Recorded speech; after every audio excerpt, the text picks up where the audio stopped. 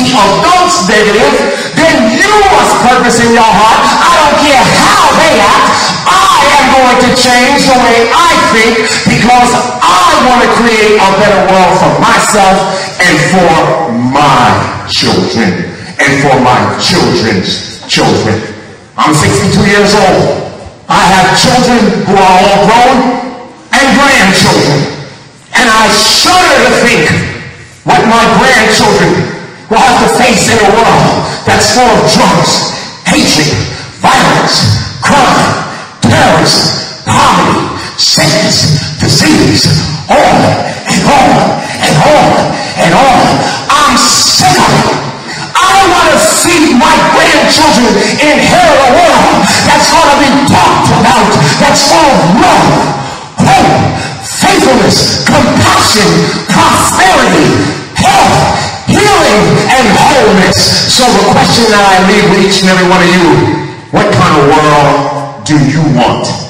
And are you willing to be a leader to create that world? In closing, I'll say this much to you. You say, well, all that sounds good, Mr. Stevie. But what do you know about the problems we face? I'll tell you, I know a lot about it. As I said to you before, I'm 62 years old. I didn't always believe this way.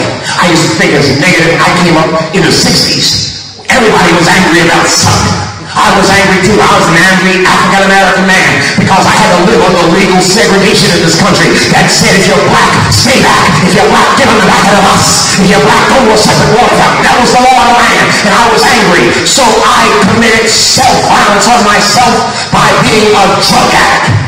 Violence on myself by shooting narcotics in my arm. Violence on myself by smoking cigarettes and inhaling all kinds of nicotine in my body. Violence on myself by drinking alcohol and getting crazy. And as a result of hating myself, I began to hate others. Because how many of you know if you don't like yourself, you're sure not going to like anybody else? And as a result, I started committing crimes against other people. With assaults and batteries. With selling drugs to them because I didn't care about killing myself. With narcotics, I sure didn't care about selling it to somebody else.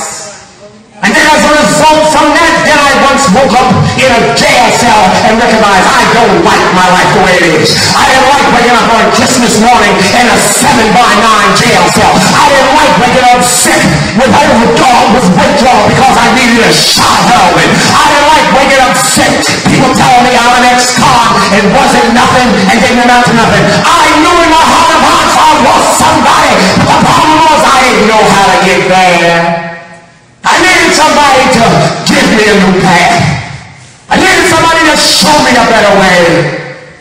Then one day, people who thought the way I did started coming to me and said, Stevie, you have no power to change your past, but your past can teach you in the present how to change your future. Counseling, you sign up, you say, I want to be a part of these individuals. I want to sit with Mr. Stevie Kraft and I want to learn what he's learned over the years because I don't want my life to be a mess.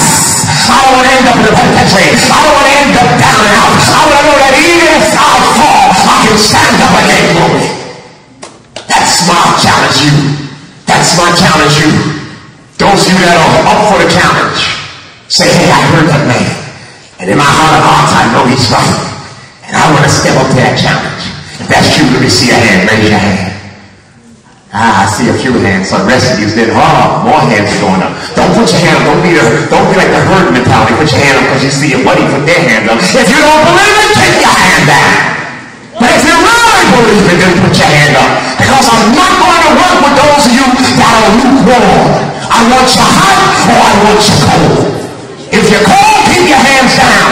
Because that means you're not going to do anything. You're going to pray. But if you're hot and you say, yeah, man, I like what I heard. I'm tired of all this old negative stuff. I'm not going to let people fill my head anymore with a bunch of negative. You can't do this. And you can't do that. And you can't do the other. When they tell you, or everybody, friends or anybody else, tell you what you can't do, simply stand up, bear back your shoulders, look them dead in the eye and say, I can do all things.